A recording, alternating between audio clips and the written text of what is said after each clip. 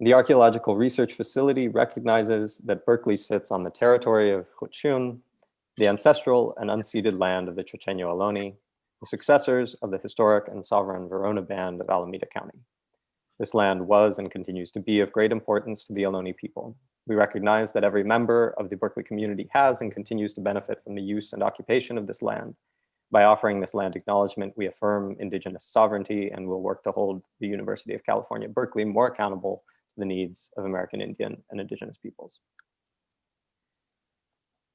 So this week, we have a panel moderated by Meg Conkey, and three very fine scholars who are going to cram a lot of very interesting things into a very few minutes. So in the interest of time, I will keep very, very short introductions. I aim not to encyclopedize, but to tantalize. First, we have Erich Gruen, Emeritus Professor of History, chronicler of diaspora, investigator of ancient others and identities, not to mention a noted reviser of Roman political history, today speaking on Jews in the Roman Empire, a persecuted minority. Will be followed by Kim Shelton, a professor in classics here at Berkeley, a weaver of pre and proto and history, master of mortuaries and monuments, and avatar of the Aegean. Today, for us, interpreting gender inequality in ancient Greece. And bring it all on home will be Ted Peña.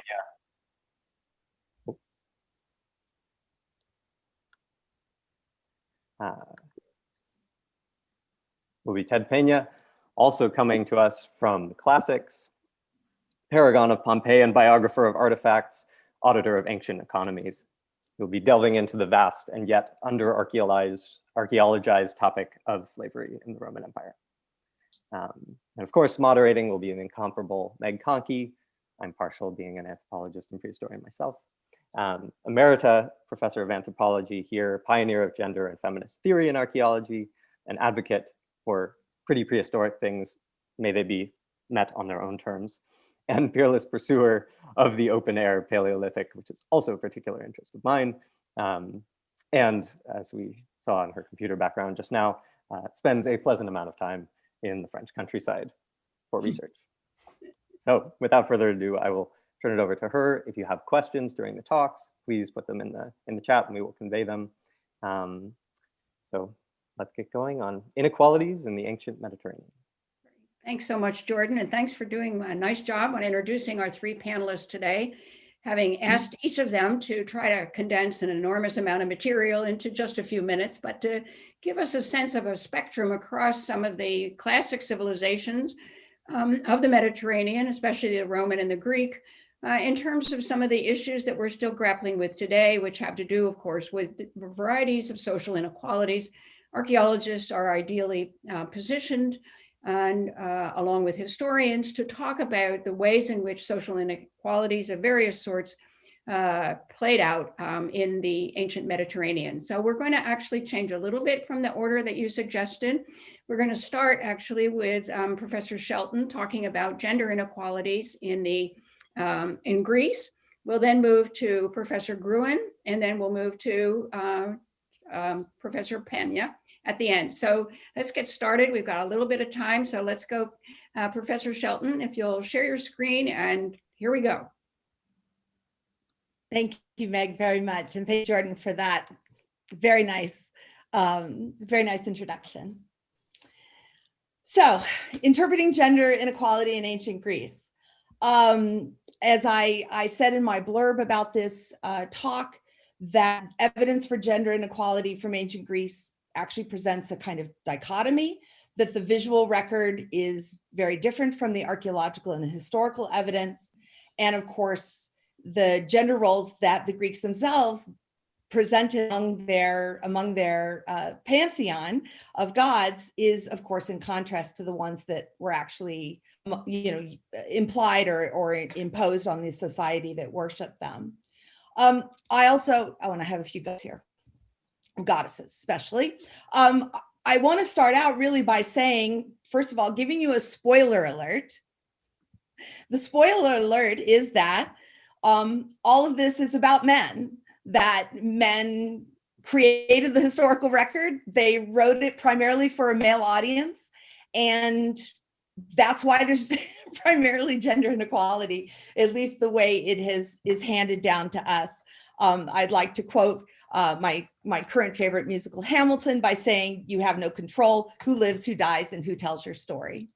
So I want to look at that and think a little bit about, certainly how this happens. And it's not only that men are creating the historical record, it's actually even a subset. It's really elite male citizens who have the wealth and time to undertake an education and who really form their society. And it actually goes beyond that. It's even urban dwelling, elite adult male citizens. So all of the categories that do not fall into those things, the people living in the countryside, the majority of the population that is not of wealthy status, women, children, of course, non-citizens of several different categories that were part of this society.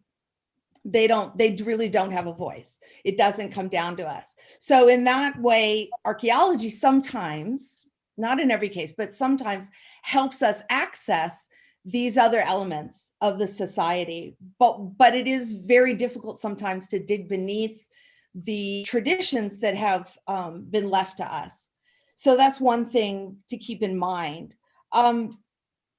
We also, of course, as archaeologists, we can look to things like households and evidence of craft production, especially at the household level, that helps us access, and especially in this case, I'm going to be talking about women, but also slaves. Slaves were an essential element even at the household level for most citizens of the polis. And of course, I should also say that because Athens in particular was an extremely literate society, and that literature includes a pretty robust view into daily life, it is going to be a lot of what I'm going to talk about. They've left us a more dominant record than some of the other city-states of the ancient Greek world. So forgive me for mostly focusing on that. I also, though, am going to look back into the prehistoric period and see if we see the antecedents of this of these social norms as they become, or if in fact this is, as some scholars have suggested, a result of democracy, that in fact what we see in most of our record comes from the 5th and 4th centuries BCE and even beyond that into the Hellenistic period, that it's in fact potentially a result of democracy. So I start out with one scene from Xenophon's Economikos, the household management, that has very much colored the way we think about the sort of the gender roles and gender politics in the ancient Athenian world. And you see here this, what we believe to be an invented character who actually speaks about the relationship with his wife and what she's capable of doing, which actually gives her quite a lot of agency, but in a very restricted environment. She is in the household exclusively. And we have a lot of actually sources that confirm this, that for citizen women in the Athenian world, they were generally, we would say they were secluded, they were subdued, controlled, and confined. And there's a lot to be said about keeping them confined and not able to mix with different various populations that kept this model in place. And it speaks a lot to, it speaks a lot to what men were particularly worried about when we see the restrictions that were imposed at the social level and especially at the household level, and how women, in fact, were intrinsic to the success of the household and yet considered inferior and, and not able to take any part in public life. So that's particularly interesting. We do see, though, that especially in the larger, wealthier households, there was actually quite a lot to manage. That, of course, we should point out that girls in this time period, and I do mean girls, were married when they were between 12 and 14 years old, and they were generally married to men who were around 30 years old. Between 28 and 32 years was said to be ideal for the Athenian man to take a wife. So if you can imagine, you're 12, you're taken out of your family's home, you're put into this home and asked to manage, which could include a slave group that's both slaves that work in the household and others that actually work outside of the household. And you're expected to manage that. You're expected to manage the production, especially of crafts necessary on the household level, and predominantly textiles. I'm going to show an image of that as well.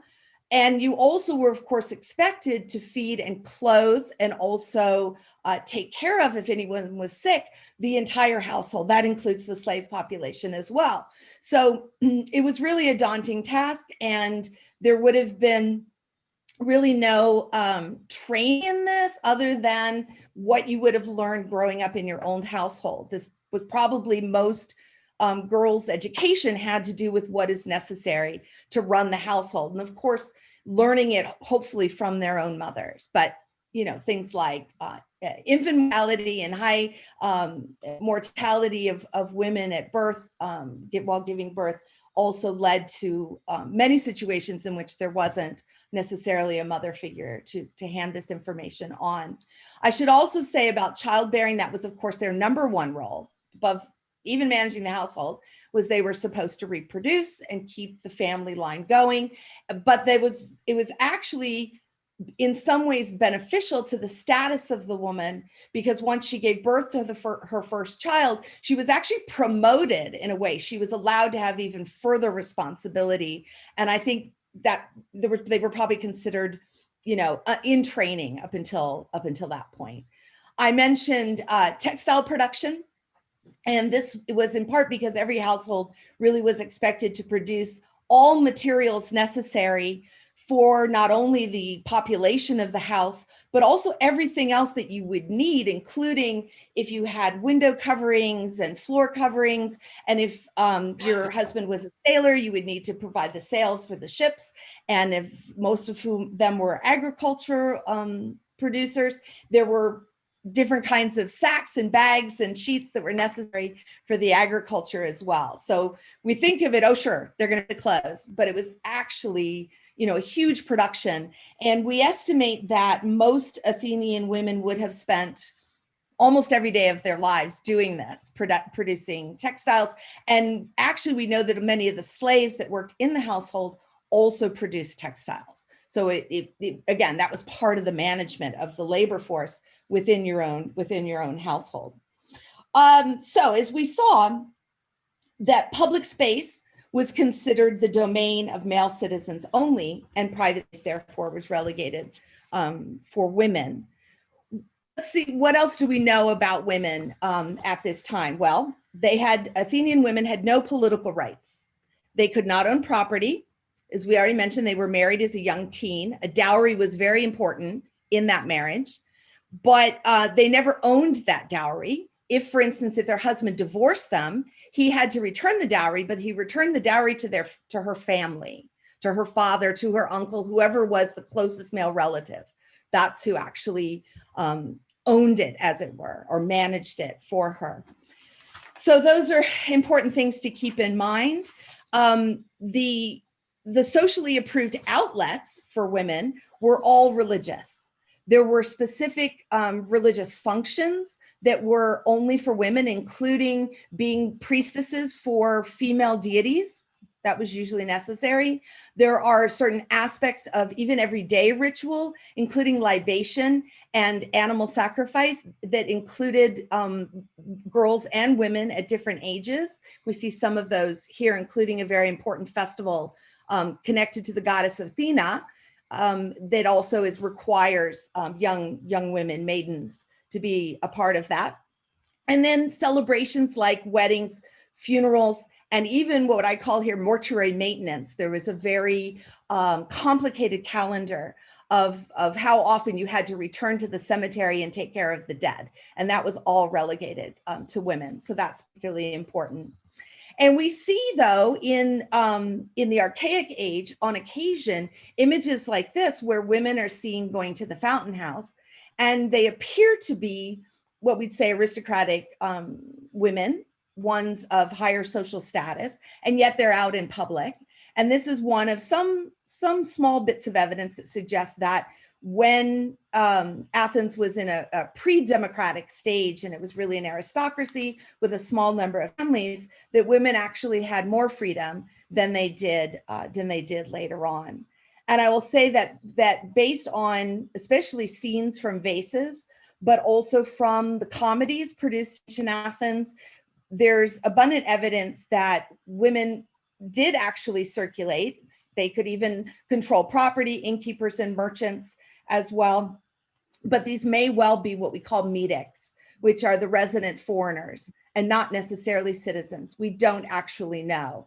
Certainly the ones that are the preferred entertainment at the symposium, at the male drinking party, called the hetairai, usually are thought to be, not citizen women, or citizen women who were destitute and couldn't find employment in any other way. So archaeology, what does it tell us? What are the houses themselves? Really, it doesn't confirm. What the literary evidence tells us is that we have separate male and female areas of the house, that the genders are segregated, and that we really can't say that. All we can say is that there are in fact special areas specifically for men to use, but the rest of the house actually is not really gendered in any way. And things like textile production is portable and can be moved to wherever you have the better light, the better conditions on any given day. So we can't even use that for tracking exactly what the houses were like. Burials is another area where actually citizen women seem to have equal rights to graves, if that sounds funny, but they do. And I say that because in the prehistoric period, which I'm going to run out of time and not get to the end of the prehistoric period, is that it's very clear to us from the late Bronze Age that women do not have equal access to burials. In fact, it's almost 3/4 male burials to female. And that suggests us that, they don't, that some have access, but many, many do not, that half the population is not represented. And that doesn't seem to be the case in the historical period. So that's certainly a change. Okay, well, let's briefly, in the last minute and a half, look at the Bronze Age. And I just want to say that really in art, women are everywhere, in some contexts to the exclusion of men, which is very interesting, because what we get from our documentary evidence from the Linear B tablets suggests very much the opposite. In fact, it seems very similar to what we have in the later classical period, that in fact, women have very specific roles in society. Now, of course, these documents are biased. They come from the palace. They're what the palace is interested in. They do not necessarily record everything that's going on in society, but it's actually ironically lucky that we have these biased documents, because they record, in fact, the lowest level of the economic situation of women. They record slaves, and they record women who are just producers for the palace, and the palace actually has to feed them and gives them minimal rations in order to sustain them. Whereas at the opposite end of the scale, we have only among 900 women only that are recorded from the tablets at Pylos, some of which you see the archive here. There's only 7 women that can be identified as having high social status. And this is because they are in fact said to be connected to men who we think are their husbands, men who we see throughout the tablets as having very high social status, economic power, land holdings, and the like. The only, long story short, the only evidence that we have of women with land holdings from the Bronze Age is in the religious sector, where women do seem to have actually a little bit of agency, and that they don't actually own the land, they hold the land for the gods that they represent, but still they do. This is actually a tablet that records one of the earliest legal battles from the European continent, in which there is a priestess, Eritha, who actually argues for herself on her own right, not by a man, against the damos, which is essentially the community body, perhaps a council of landholders, totally separate from the palace.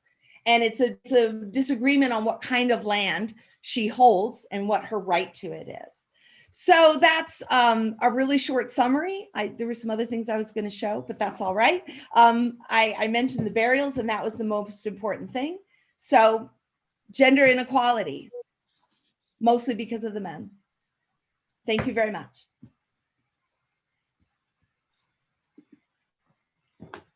Thank you so much. Just a little teaser there, and I believe you're teaching a course on gender. So, next time you teach the course, advertise it widely. And now that you've attracted everybody to it, even with the problematic news, we'll say, right? So we'll turn now to another domain of life in the ancient Mediterranean and hear from Erich Gruen about some of the kinds of issues related to what might be considered religious discriminations or not. Go, Erich. Thank you so much. Thank you, Meg. The Romans were well known for their tolerance of alien religions. And why not? Pagans enjoyed a multiplicity of gods. The more, the better. If one of them didn't come to their aid at a critical time, there were always numerous others to turn to. And they were perfectly happy to embrace deities from other peoples and nations, whom they could then incorporate into their own pantheon, and indeed make a comfortable part of their own rituals and observances. Now, that practice dates back almost to the beginnings of Roman history, when Rome was locked in a fight to the death with its principal rival, the Etruscan city of Veii. The Romans absconded with the priceless statue of the Etruscan deity, Juno Regina, and brought it to Rome. Now, they were at least polite enough to ask the goddess whether she was willing to go to Rome, and the statue duly nodded her head and was whisked off. Now, never mind the truth or falsity of the tale. The apparently voluntary relocation of Juno Regina from Veii to Rome symbolized the withdrawal of the goddess's favor from the Etruscan city, and thus assured the Roman victory and the beginnings of expansionism through the Italian peninsula. Juno Regina would eventually acquire her own temple on the Aventine Hill with proper sacrifices and a spot on the sacred calendar. Now, that celebrated event set a pattern, and it anticipated a policy. The importation of cults from elsewhere to Rome became an integral part of Roman religious history. The worship of Asclepius, for example, arrived from Epidaurus in Greece in the 3rd century BCE and stayed to be installed on the Tiber Island.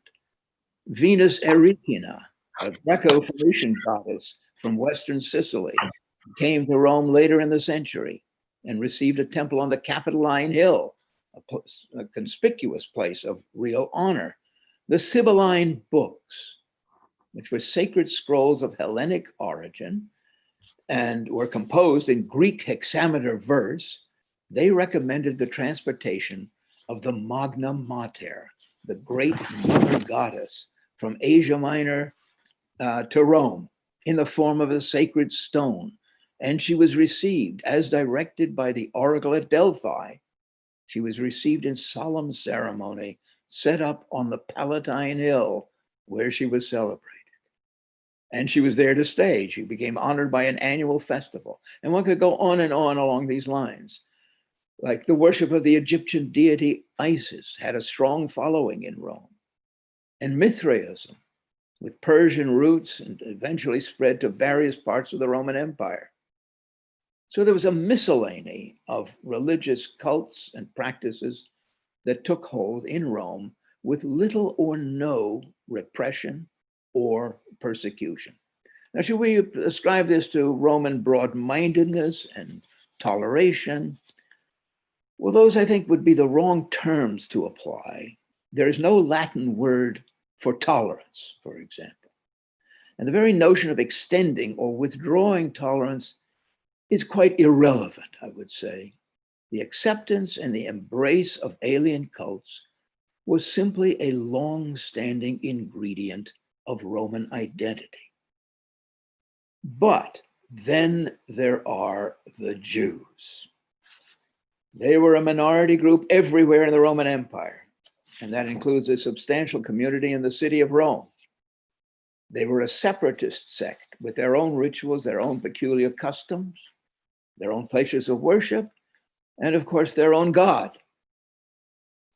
Yahweh would not be absorbed into the Roman pantheon, and his adherents stood apart from the polytheistic gaggle of gods that characterized Rome's religious landscape. So were the Jews then huddled in a ghetto, subject to official repression, a marginalized minority whose inferior status deprived them of rights and privileges and laid them open to victimization? Were they the exception to the general laissez-faire of Roman religious attitudes? Did they lead a precarious existence, always vulnerable, objects of bias, hostility, and potential persecution? Well, it might certainly seem so. No fewer than 3 times Jews were forcibly expelled from the city of Rome. And in addition, one can cite numerous snide comments by Roman writers and intellectuals who scorned and mocked the Jews as a weird and unappealing people with outlandish customs and bizarre beliefs. Cicero, for example, labels their creed as a barbara superstitio. The philosopher Seneca denounced the observance of the Sabbath. It was a colossal waste of time, he said. Jews use up 1/7 of their lives in idleness. The poet Petronius made fun of their abstinence from pork, alleging they must be worshiping a pig god. The satirist Juvenal had a field day with the practice of circumcision, claiming the Jews are so exclusive, they won't even give directions in the street to anybody who isn't circumcised. Just how they could tell, he doesn't say. But that is all just a small sample of this kind of remarks. And yet, it would be a mistake to draw hasty conclusions from these miscellaneous comments. First of all, it's particularly noticeable that despite a lot of caustic and amusing remarks about Jewish practices and behavior, the Romans made no reference to Jewish ethnic traits, to inherited or genetic characteristics, to appearance, speech, or inequalities associated with racial origins. The Romans did not speak of the Jews in terms of ethnic attributes that might suggest an alien presence in their midst. In short, racism had not yet raised its ugly head. Jews, in fact, although they preferred the company of their own compatriots in their own communities, they were hardly an exclusivist group that kept solely to themselves, shunning and shunned by the larger society. For one thing, Jews readily welcomed and encouraged conversion to Judaism by the Gentiles, or at least adoption of the practices and engagement with the practitioners of Judaism. And we have substantial epigraphic evidence that attests to crossovers and intertwinings. For example, there are funerary epitaphs noting that the deceased is Jewish, but also adding the designation of DM, which stands for dis manibus, a standard formula in pagan epitaphs, alluding to the divine spirits of the dead, and yet the Jews embraced that kind of designation. Or take another example, as a wealthy Jew who freed his slave, Jews did have slaves, freed his slave in a synagogue, the ritual in the synagogue, and he paid homage to Theos Hypsistos, highest God, which is a common Jewish designation for Yahweh. But he also invoked the protection of Zeus, Earth, and Sun. In other words, the dedicator evidently found no strain or tension between appealing to the Jewish God while simultaneously calling upon the protection of divine powers as framed by pagans. And another inscription, which is a quite remarkable and revealing one, which announces an endowment that the Jewish donor has graciously given to the Association of Carpet Weavers in order to fund annual commemorations for two Jewish festivals, Passover and Pentecost, or Shavuot, but also to support the festival of the Kalends, which is a pagan event proclaiming the coming of the new year. Now that this guild received proceeds from the endowment, which would honor both a Jewish holiday and a pagan civic holiday, this was obviously quite acceptable to the Jewish donor.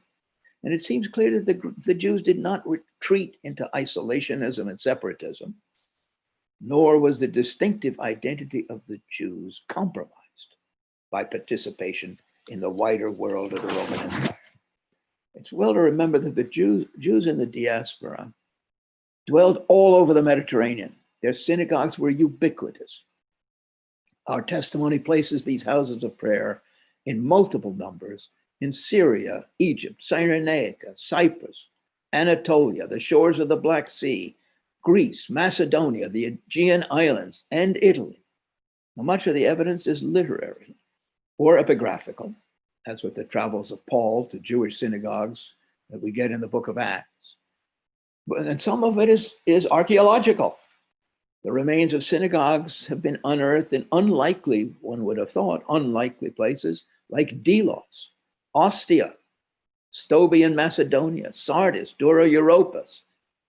And the institutions had their own officialdom, untrammeled by Roman interference, and provided a setting not only for religious services, but for education, communal dining, celebration of festivals, judicial decisions, gathering of assemblies, and emancipation of slaves. And we should not forget to mention that many Jews in the diaspora possessed Roman citizenship.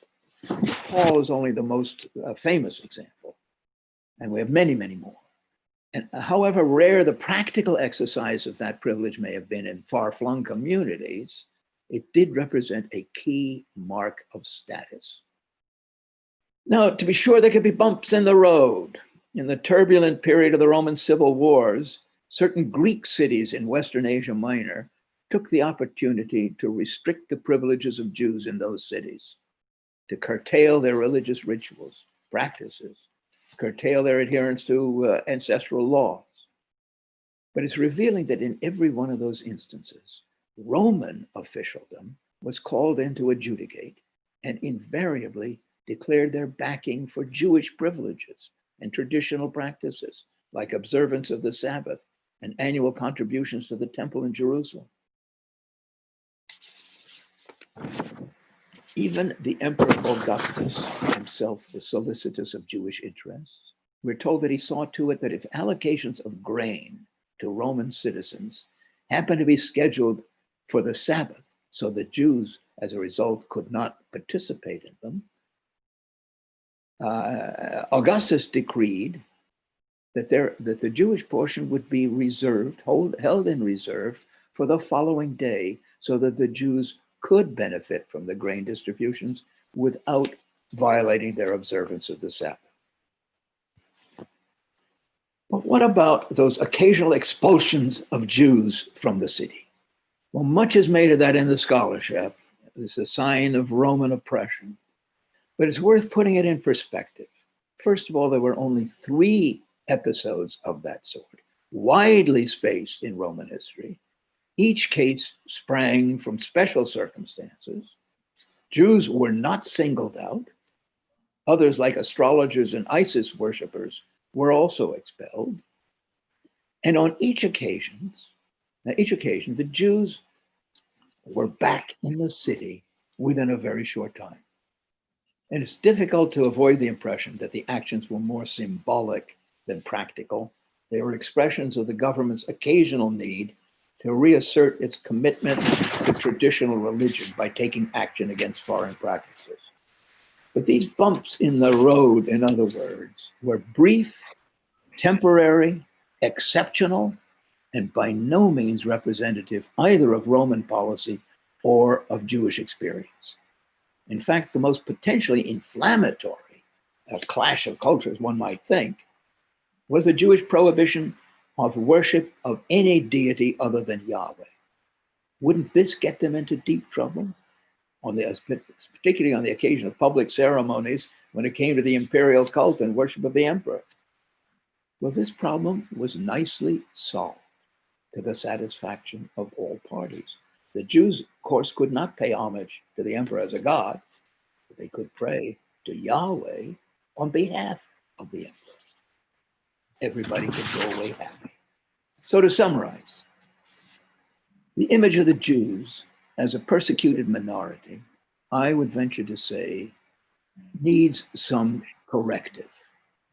Jewish experience in the Roman Empire, for the vast proportion of the time, was smooth and untroubled. Jews thrived in the Mediterranean diaspora, even in Rome itself. Increasing number of Jews enjoyed Roman citizenship, which was perfectly compatible with Jewish tradition. This was not a matter of tolerance by the Romans.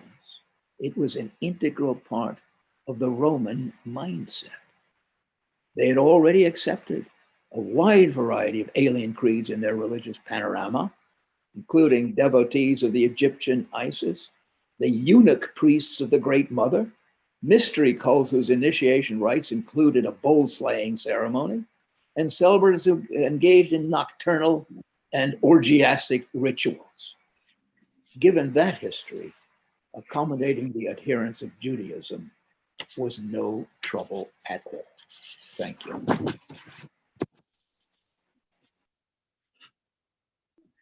Great, Erich, thank you so much. Here, I'll get myself back on here. Thank you so much. I think one of the absolutely important takeaways from something like this is that studies of inequities and discrimination and so forth are always going to be complicated, and that people are complicated. And what you've shown is, and I really liked your phrase, bumps in the road, which seem like a small thing, but really, really important perspectives to use all that evidence. So thanks so much. I also take a second here to remind everybody, we did start about 12:15. We can go over 1 o'clock, but since Kim Shelton has to leave at 1 o'clock, before we launch into yet another perspective on the Roman Empire, let's just have a possibility of asking Kim a question or two that have come up in the chat box. Kim, are you up for that? Okay, great. I'm here.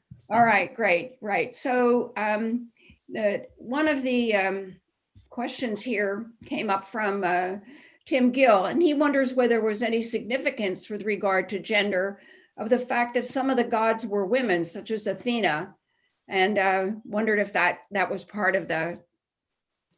Yes, it was some of the, I think it represented, many of the goddesses represented either the ideal of what the men would prefer. So Athena, of course, a maiden goddess, was therefore non-threatening in some ways and represented an ideal, but they also played out, I think, some of their fears through the creation of their deities and some other very colorful characters like Medea in the mythology, who very much represented the worst case scenario, what they were in fact keeping their women from by keeping them out of general society.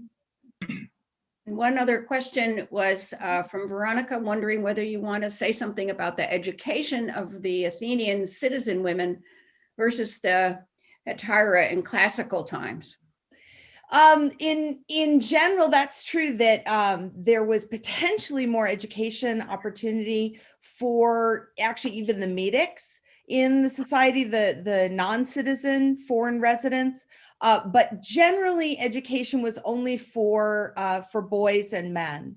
So women would learn based on their experiences. It was more practical learning, and that includes the women who were mostly learning at home. We know that there were some slaves, in fact, that were teachers, and they would often handle some of the education of girls at home and younger male members of the society. And I imagine, although we don't really have very good records of this, for other elements of the population. Great, good. Thank you so much. We will now go from Greece back to Rome, and hopefully I can share Ted Pena's screen. You may have to start talking. Let's see what I can do here. Get my desktop screen here going. Right, share screen. All right, try again.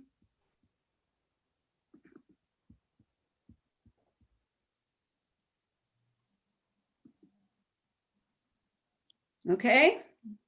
Yeah, it looks good. All right, Ted, great. Okay, so Meg, I'll just tell you next when I want you to advance. Okay. Right. Next.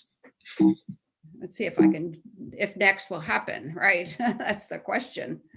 Let's see. Doesn't seem to, all right, here we go. All right. This one? Yeah, that's right. So I'm going to say a little bit about the nature of slavery in the Roman world. And I'll start with this slide because it reminds us that this is an expression of what scholars refer to as legal status. That is, this is formally recognized in Roman law. People were either freeborn. If you were a male, that meant you were ingenuus, or a female ingenua. You were someone who was a slave, enslaved. If you were a male, you were a servus, or a female, a serva. But there also were substantial numbers of people who had been manumitted or emancipated, that is, had been freed from the status of slavery and become free. And if you were a male, you were a libertus or a liberta. Now, understanding this system, which permeates Roman society and Roman economy, has been a big challenge for scholars. What percentage of the population was in any one of these categories? How did this vary through time and across space, from Italy to various provinces of the empire, between cities and towns and rural areas? Or the varieties of experience of people who were enslaved, ranging from agricultural slaves to slaves who staffed craft production workshops, either annexed to rural villas or in towns, to slaves who were, in effect, household servants of families of quite widely varying social and economic status. These are all issues that scholars are trying to grapple with. A couple of elements, though, of this aspect of Roman social organization that are worth emphasizing are, however, that we in the Americas often default to thinking analogously about the New World experience of slavery. And it's worth emphasizing in the Roman world, this didn't have any fundamental racial basis as it has in the Americas in recent centuries. Another thing worth keeping in mind is that there was quite a bit of mobility. That is, that there were substantial numbers of men and women who, in fact, were manumitted, were emancipated. And so there was this robust group of freedmen and freedwomen who, among other things, seem to have constituted something of a business class in the Roman world. And so people could begin life as a slave, and even as a slave be people of considerable power and influence. If, for example, you were a slave of an important elite family or of the imperial household. But upon manumission, you could also advance to become a person of very considerable wealth. You would still have certain limitations and the possibility, for example, of running for and holding municipal offices and things like that. It has quite different contours from maybe what we think about analogously in the Roman world. Meg, if you could move to the next slide.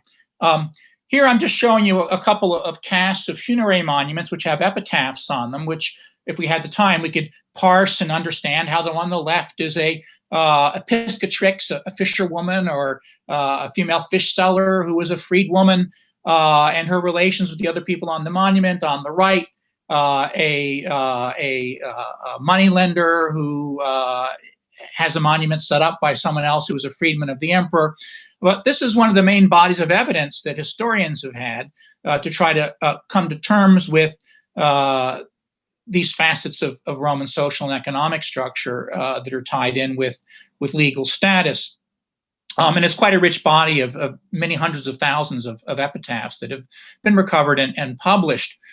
There's also quite a bit of information in the surviving literary sources, ranging from casual one-off references to more systematic discussions of, for example, the management of agricultural slaves in the writings of the Latin agronomists that have come down to us. You can move to the next now, Meg. It's been relatively recently, though, that archaeologists have begun some kind of systematic effort to leverage the archaeological record to elucidate these sorts of issues, and in particular the lived experience of slaves in the Roman world. And here I show you the covers of a couple of fairly recent books that are very representative of this. Michelle George's edited volume, Roman Slavery and Roman Material Culture, to the left, and then to the right, Sandra Joshua and Lauren Hackworth Peterson's The Material Life of Roman Slaves. The latter in particular includes, to me, a very, very interesting and informative analysis of the interactions between slaves and their masters in the context of various contexts at around the town, but also in the context of of residences in towns and villas in the countryside, and trying to get at the kind of socio-spatial dynamics that would have shaped existence in these extended households, which included slaves and the people who owned them. You can move to the next now, Meg. Some of the work I'm doing in Pompeii through this project that I direct called the Pompeii Artifact Life History Project is allowing us to get at some of these issues. And in particular, works like those I just alluded to have done some sophisticated work looking at the plans of structures, but they haven't done very much at looking at the nitty-gritty of things like portable material culture and how this can be leveraged to get at these kinds of issues. So you can move to the next now, Meg. And that's something we're doing in PalHip. So in particular, in the last couple of years, and the gods of COVID willing, into the next few years, we've been in particular analyzing the sets of portable items that have been recovered in a set of residences in one particular block inside Pompeii. This is block Regio 1, Insula 11, which is sort of towards the center of the town. You see it here blocked out in red. Next, Meg. And now here you have a plan of Insula 111 with the boundaries of the various properties outlined for you, and a synopsis of the various properties there on the left with their addresses and identification of what sort of a structure it is and the names that archaeologists use for them. A couple of different efforts to calculate the ground floor area of these spaces. And then what in the last column I've called quartile. And this refers to a study done of a sampling of residences at Pompeii and Herculaneum, where they were arranged in quartiles by the size of their ground floor surface area, of a way of sort of characterizing smaller and increasingly larger residences, moving towards people who are wealthier and have higher socioeconomic status. And our work in 111 is directed towards looking at these kinds of issues in among residential groups, among households that are towards the middle and the bottom of the scale. There's been quite a bit of work done at the large, spectacular, elite atrium houses, but less looking at the middle range and the lower range. And so this block gives us the opportunity to do that, because these are even the largest ones, which are at the very bottom of the largest or the next largest quartile, are actually fairly modest compared to the well-known elite residences at Pompeii. And this is particularly interesting because ostensibly what we're doing here when we're looking at these is we're crossing the boundary between households that were of sufficient socioeconomic status that they did include slaves, and then below some threshold, the households that were of such modest socioeconomic status that they did not include slaves. Now, this, of course, is tricky because the structures themselves are static, and the social and economic circumstances of households can be quite volatile, right? You might acquire a slave, but you're not going to move to a bigger house or something like that. But we think nonetheless that we're able to look at the material world in terms of portable material culture inside these residences that are straddling this boundary between households which did possess slaves and those which did not. Can you move to the next now, Meg? I couldn't resist doing this to pick up a bit on what Erich was talking about. One of these residences, and here I've outlined it for you in red on the plan and then bracketed it in red on the table, is the one that archaeologists call the Casa del Caram, which has this intriguing graffito on the wall, which seems to be some sort of effort to transliterate Hebrew into maybe Greek or Latin. And it's complicated, I won't go into it, but there's a good argument that the people who lived in this residence, at least some of them, knew Hebrew. We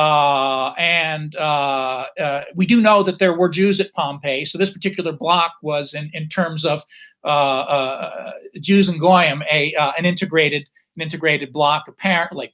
But let's move on to the next slide, Meg. And here I want to talk about first of two particular residences that we've been looking at, and I've been working on actually when I've been on sabbatical. And this is one of the larger residences in the block, the so-called House of Lucius Habonius Primus. It's just at the very top of the third quartile, and so it represents something that's on the large end. And here I show you the facade of that block on the bottom, and I have the modest facade of that house blocked out for you there in red.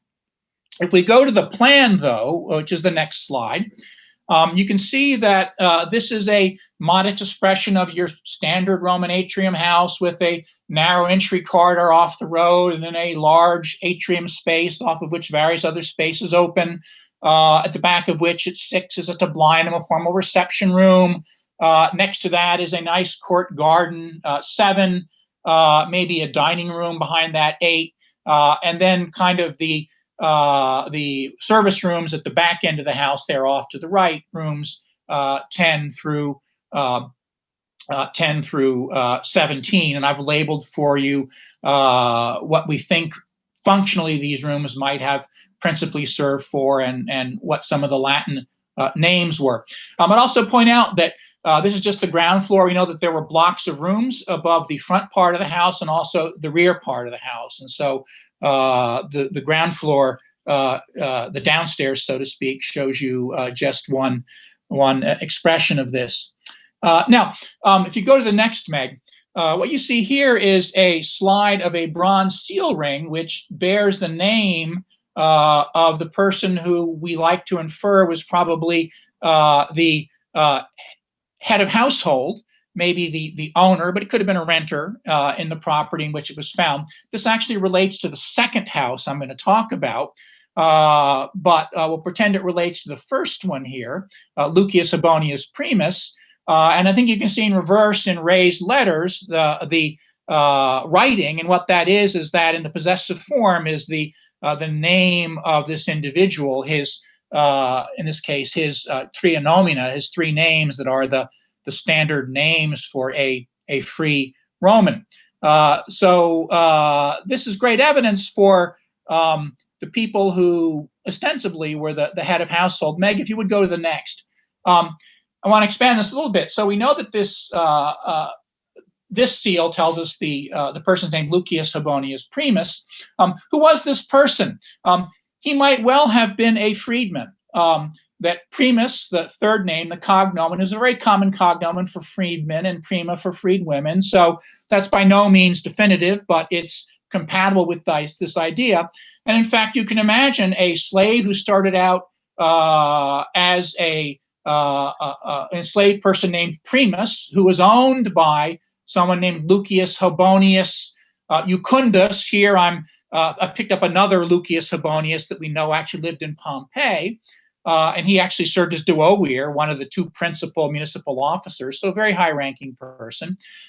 He also had as part of his name, besides his tria nomina, his praenomen, his nomen, and his cognomen, I put it here in parentheses, also his filiation.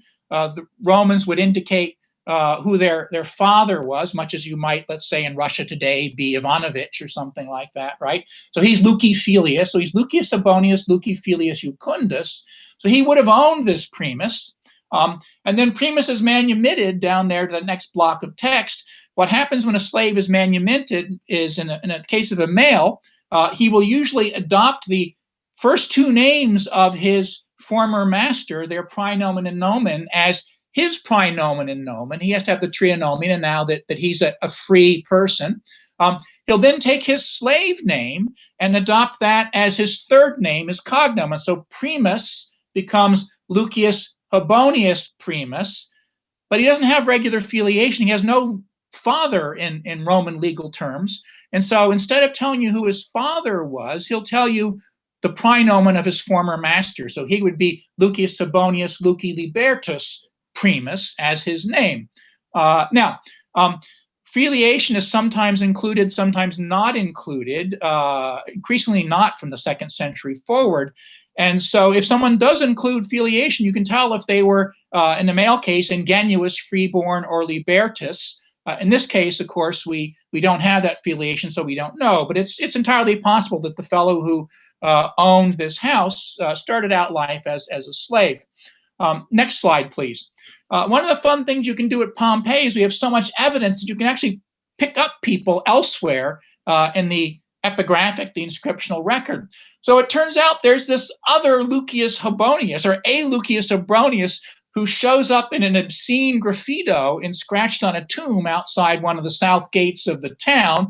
I'll give you the Latin text there, which I can't translate because we might be in mixed company, but you can kind of look it up later if you want using Google Translate or something like that.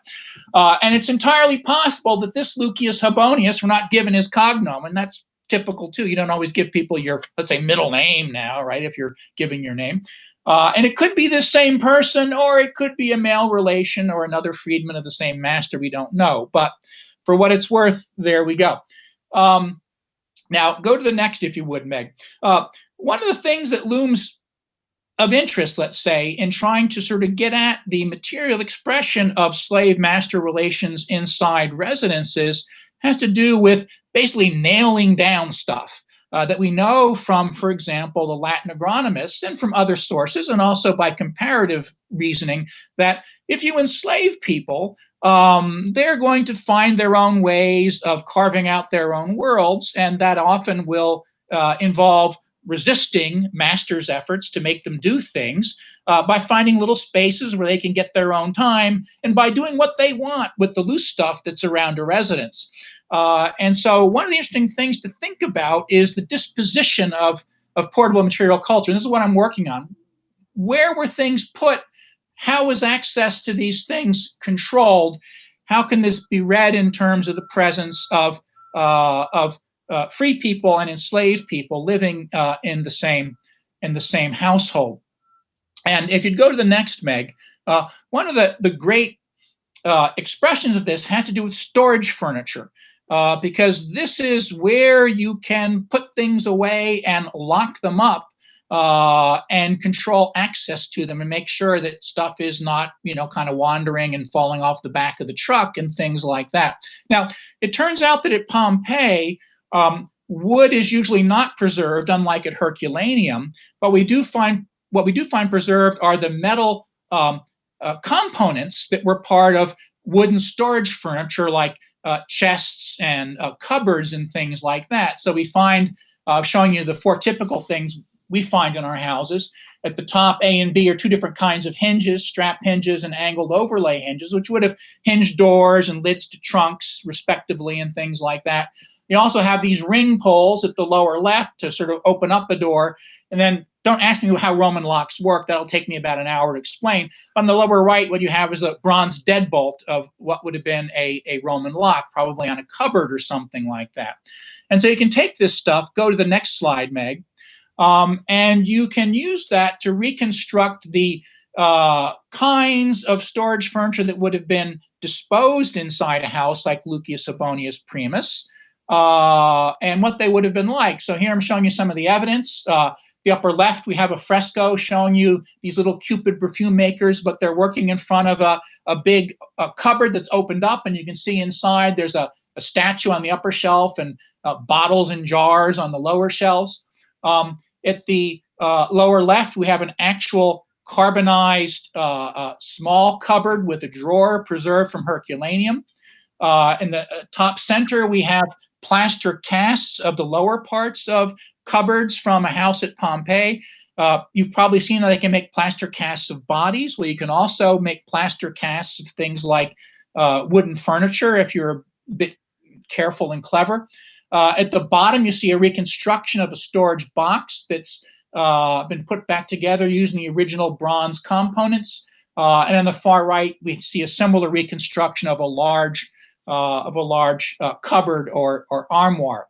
And so we can use our components to kind of figure out what sorts of storage furniture was where in our houses. So if you go to the next, Meg, what I'm showing you here is a detail on the right of the atrium, which it's real clear was the main storage space in the house. And it was pretty chock-a-block with wooden storage furniture. One way to reconstruct this is, as I've done here, where there are 3 chests, and then those are the pinkish things, and blue are these 3 cupboards, which would have had lockable doors, and maybe also a big set of some kind of open shelves over there on the lower right, where maybe the family would have put things like its fancy silverware on display so that visitors to the house could be impressed with this. At least that's one way of reading it. And so we can begin to understand the dynamic of how the owners of this nice, but not super nice Roman house were trying to kind of nail down all of the small portable objects. And this is a house that would have been of a scale that there certainly would have been a certain number of slaves inside it. Go to the next now, Meg. I can finish up with this. We can then go to another house in the block, 11117, where we know the owner. We also found a bronze seal ring there, and this fellow's name is Lucius Caelius Januarius. This is only 140 meters square, so go to the next if you would, Meg. And so this is a substantially smaller footprint. It falls at the top of the second quartile. And this is a house that's small enough and simple enough without a formal set of reception spaces, without extensive workrooms at the back, where you can imagine a smallish household that might not have included any slaves, or maybe did include a slave or some slaves. We really can't answer that question particularly well. This would have had some upstairs rooms over the front part of the house. By looking at the sorts of artifacts we find there, the cups and plates and dipping vessels and things like that, you can surmise there might have been 4 to 5 residents in the household, at least of an age where they were using those sorts of things to take meals. We also know that they were probably involved in some kind of craft activity on the premises that involved manufacturing stuff like ink and maybe unguents and things of that sort. Go to the next, if you would, Meg. Here I've got the same thing about the name of this guy. I'll just skate over that because probably time is running out. This guy similarly could have begun life as a freedman, though, following the same sort of reasoning that I followed before. And if we then go to the next slide, Meg, you can then see here the reconstruction of the equivalent kind of space, what I'll call the front hall, where there's much less in the way of storage furniture, but there still is some, maybe 2 lockable armoires in the lower right there, and then a massive, probably open shelf storage unit in the upper left of that space, which would have been tucked underneath the stairs. That's where the stairs would have run up. So just like Harry Potter living under a staircase or whatever, the Romans like to take that dead space and store lots of stuff there. And you can compare this then with the set of storage items of furniture in the other house and begin to see a little bit about what's going on in this presumably more modest household. I'll finish up though by taking us, let's go to the next one now, if you would, Meg, taking us to one space where we can plausibly surmise if there was a slave in this household. This is presumably where he, because this probably would have been a male, would have spent a fair amount of his time. And that's this, basically this cella ostiaria, this porter's lodge or a doorkeeper's room, if that's what you want. It's just to the left of the entry corridor.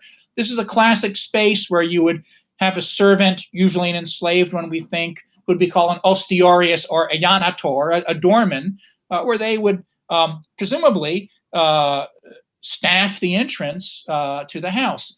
And we have one of these even in this modest house. And so let's look at the sorts of portable material culture that was recovered by the archaeologists who dug this back in 1960, I might add here.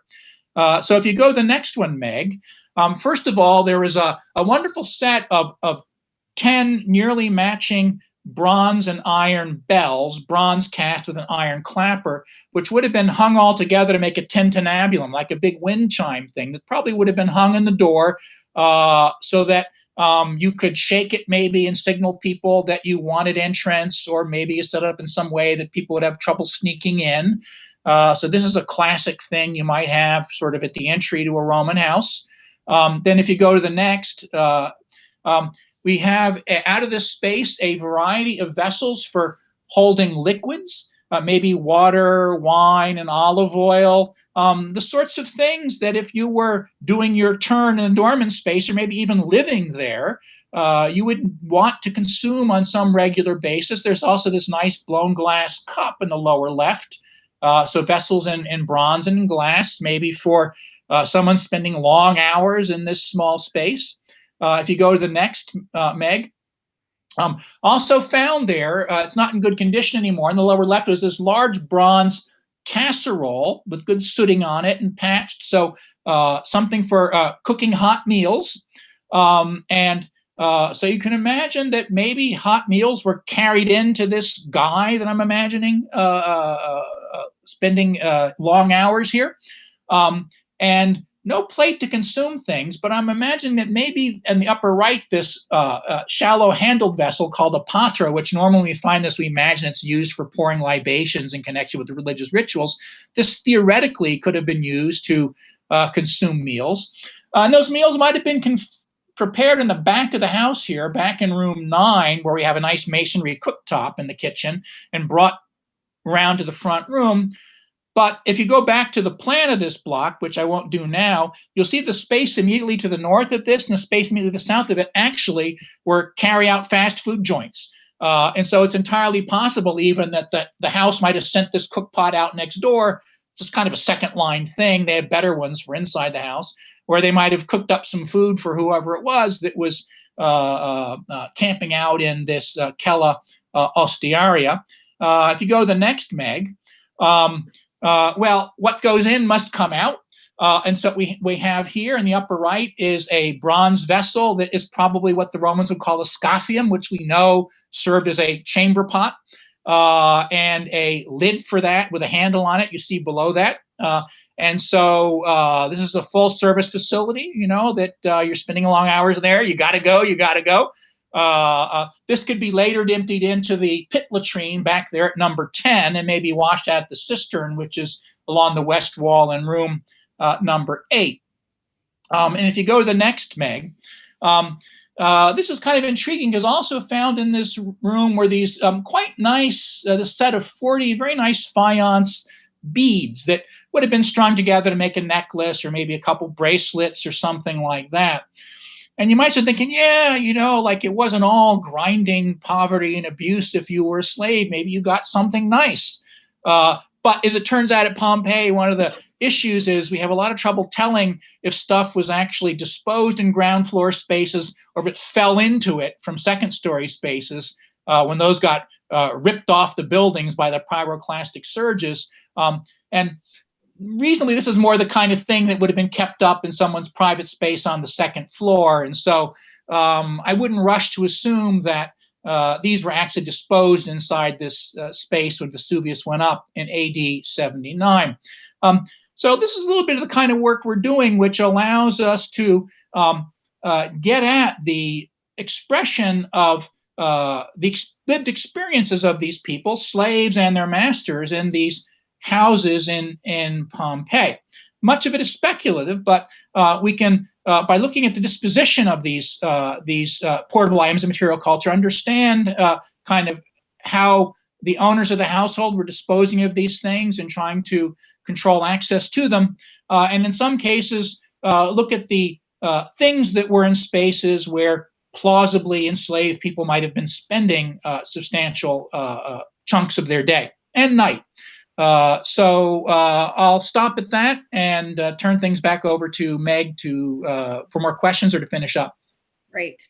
Thanks so much, Ted. And, you know, we knew we had a lot of good material to cover today. So thank you for expanding our understanding and how archaeology can help us figure out some of these important social circumstances. So we have a couple of questions here, both for Erich Gruen and for Ted Pena.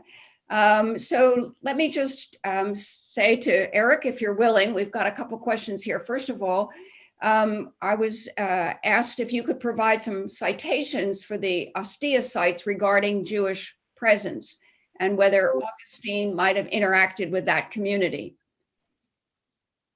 We don't know of we don't have specific evidence for interaction, but we don't have comparable archaeological evidence for a Jewish community in Rome. But since there was, or almost certainly was, a substantial synagogue in Ostia, it would be very unlikely that there wasn't something comparable in Rome itself.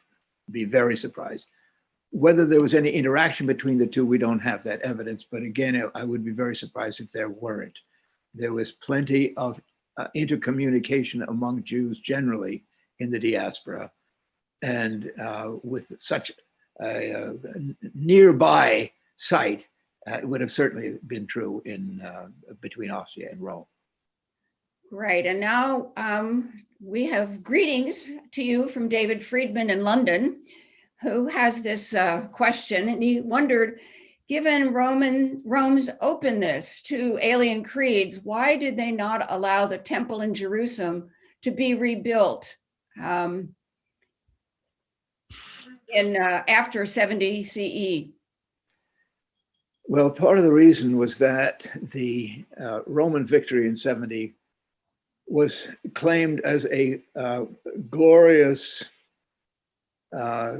triumph and accomplishment by a new dynasty that took over in Rome, the Flavian dynasty that succeeded the Julio-Claudians after the death of Nero and the Roman War.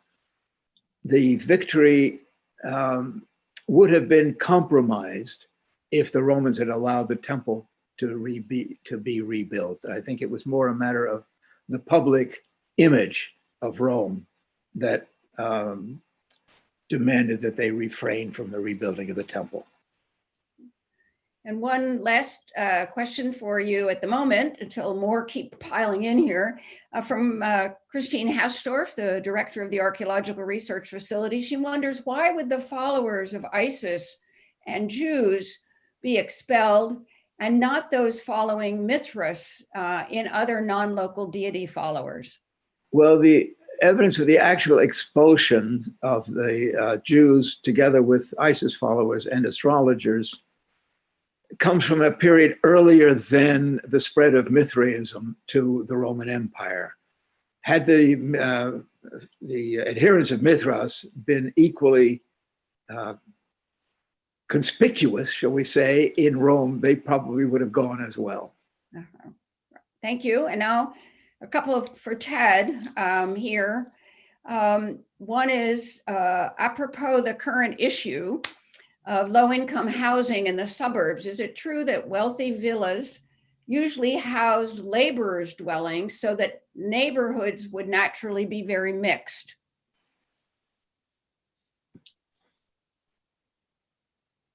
I'm not certain what exactly is being referred to there, but certainly when we look at the complexion of neighborhoods in Roman settlements, we do see that there's quite a variety of different sorts of residences and shops and workshops and things like that. So there's tends not to be the sort of socioeconomic zoning that perhaps we assumed to have been the case in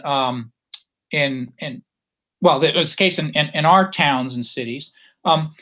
It's also the case that the household inside any particular residence, particularly a large one, would have included people of many different statuses, maybe even legal statuses. Freedmen might continue to live with their former owners, for example, after they had been manumitted.